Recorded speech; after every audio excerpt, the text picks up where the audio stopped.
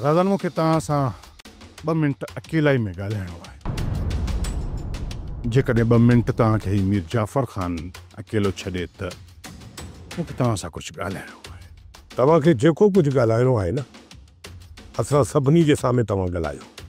का बि अहिड़ी ॻुझी ॻाल्हि न आहे जेका मां अकेलाई में कयां। मुंहिंजो मक़सदु सिर्फ़ु इहो आहे त मीर जाफ़र ख़ान जे साम्हूं तव्हां कॾहिं बि मुंहिंजी का ॻाल्हि न मञींदव ऐं न ई मीर जाफ़र ख़ान तव्हांखे का ॻाल्हि मञणु ॾींदो। मंसूर ख़ान, तव्हां सम्झण जी कोशिश कयो। जॾहिं हू चई चुका आहिनि त ॻाल्हियुनि जूं सभु वाटूं बंदि आहिनि त पोइ छोकिरी असांजे हवाले कयो त असां हलिया वञूं। हा, बाक़ी अकेलाईअ में वञी कहिड़ा तव्हां हिननि ग़रीबनि खे मौलूद ॿुधाईंदव? असल मक़सदु इहो आहे राज़न त छोकिरी जी तबियत सही न आहे। हुन ज़हर खाधो आहे, ख़ुदकुशी करण जी कोशिश कई अथई। इन करे मुराद छोकिरी तव्हांजे हवाले करणु नथो चाहे, छो त उनखे इहो ई ख़ौफ़ आहे त किथे छोकिरी तव्हां न वञी ॿीहर ख़ुदकुशी जी कोशिश न करे। इन ई करे मुराद चवे थो त मां छोकिरी खे मुतमइन करे ॾींहं ॿिनि में तव्हां छोकिरी ज़िंदगी जो सुवाल आहे राज़न, पर तव्हां ज़िद ते बीठा आहियो त छोकिरी अॼु जो अॼु असांजे हवाले कई वई। सुभाणे जेकॾहिं छोकिरी ओॾां वञी मरी थी पवे त पोइ हुनजो केरु ज़िम्मेवार आहे? केरु खणंदो हुनजो ज़िम्मो? जॾहिं त मुंहिंजो पंहिंजो साहु ई पराओ आहे त पोइ मां पंहिंजी घरवारीअ जो ज़िम्मो छो खणां? ज़िंदगी ऐं मौत ख़ुदा जे हथ में आहे। हुनजी जेकी ज़िंदगी आहे उहा ज़िंदा रहंदी। बाक़ी मुराद छोकिरी खे घर में रहाए करे मौत खे वापसि नथो करे सघे।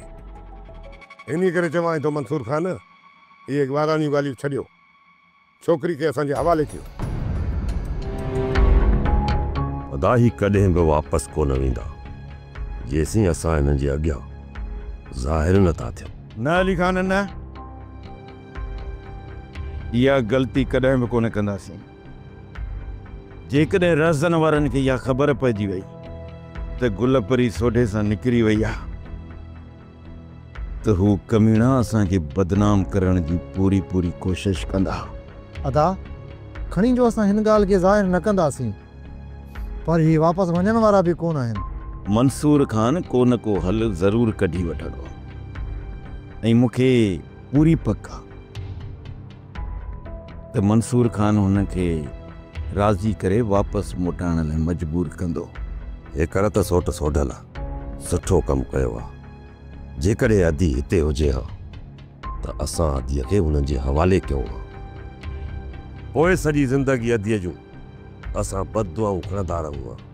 जेकॾहिं अदी हिते बि हुजे हा न त पोइ बि उन ॿरंदड़ बाहि में मां अदीअ खे उछलायां कोन हा, पर मंसूर ऐं शाहनवाज़ खां ज़िमा खणाए पोइ अदीअ खे उन्हनि जे हवाले कयां हा। अदा हाणे सौट ऐं अदी जो तव्हां छा सोचियो आहे?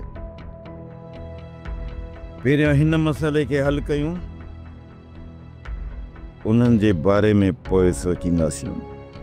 तव्हां इहो आख़िरी फ़ैसिलो कयो आहे त छोकिरी वठण खां सवाइ तव्हां हितां न मीता? हा मंसूर ख़ान, असांजो इहो ई फ़ैसिलो आहे। अॼु मुराद मरंदो मरी वेंदो, पर छोकिरी तव्हांजे हवाले कॾहिं कोन कंदो। पोइ तव्हां असांजे विच मां निकिरी वञो, असांखे ज़ोर आज़माई करण ॾियो। केरु मरे थो, केरु बचे थो, हिन खूननि खां तव्हां आज़ादु आहियो मंसूर ख़ान। मां आख़िरी चकर तव्हांजे करे ज़ोर लाहियां थो, पोइ जेको बि जवाबु हूंदो उहो मां अची तव्हांजे साम्हूं रखंदुसि। पोइ तव्हां ॼाणो, तव्हांजी मर्ज़ी। जेको बि ज़ोर लाहिणो अथव लाहे चओ।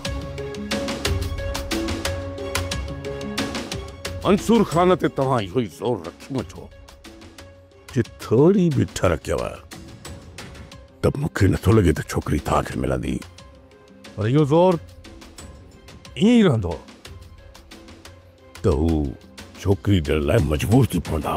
हिकु छोकिरीअ जे करे मुराद मुड़ुस कोन माराईंदो, उनखे बि ख़बर आहे। ॾिसूं था त आख़िरी जवाबु कहिड़ो थो ॾे। पहिरियों त मंसूर ख़ान विच मां निकिरे जी पकाई बि कंदो, पर तव्हां पोइ हिते बिल्कुलु बि न हटिजो। भले केॾी बि पकाई करे, पर पंहिंजी ज़ाल खे हितां वठी वञण खां सवाइ कोन वेंदुसि।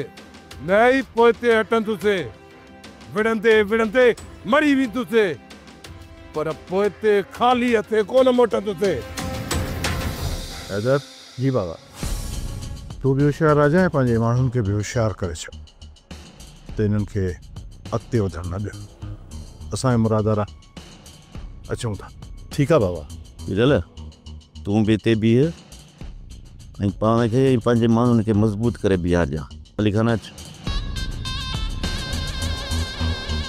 ये जेके सभु घर तरफ़ विया आहिनि न, पक सम्झो त इहे छोकिरीअ खे पाण सां गॾु वठी ईंदा।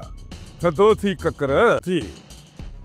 अञा तो हिन मंसूर खान जो ॿियो रंग ॾिठो ई न आहे। हू हाणे छा कंदा? इहा त पोइ ख़बर पवंदी त हू छा करण वारा आहिनि। हा, बाक़ी इहा पक रख त छोकिरी फ़िलहाल ॿाहिरि न आणींदा।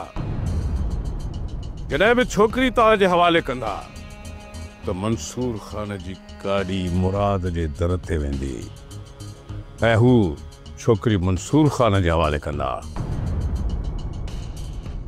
पोइ मंसूर खान पंहिंजी गाॾीअ में पंहिंजी ज़िम्मेवारीअ सां छोकिरी तव्हांजे ॻोठ छॾींदो। बाक़ी हिन वक़्तु हू छोकिरीअ खे ॿाहिरि आणण वारा हरगिज़ न आहिनि। मां भी इहो सोचां पियो त हाणे को वरी ॿियो ड्रामो न खेॾनि, छो त हाणे ज़िद जी ॻाल्हि थी वई आहे। मुराद बि न चाहींदो त मां छोकिरी ॾियां, छो त सॼे ॻोठ में उनजी बेइज़ती थी वेंदी। हाँ रज़न, ॻोठ तो वाह जो भॻिया। हाणे ॾिसूं त ज़िद कंहिंजी थी मथे थिए। केरु थो मल मारे, केरु सोभार थिए थो ऐं कंहिंजी हिते बेइज़ती थिए थी। शाहनवाज़ खान, असांजे तरफ़ इहो इशारो कॾहिं बि न ॾिजां। असां मरंदे मरी वेंदासीं, पर ख़ाली हथ कोन मोटंदासीं। जेकॾहिं मसइलो ॻाल्हियुनि ज़रिए हल न थियो त लाशनि जा ढेर विछाए मुराद जे घर में खिरी करे छोकिरी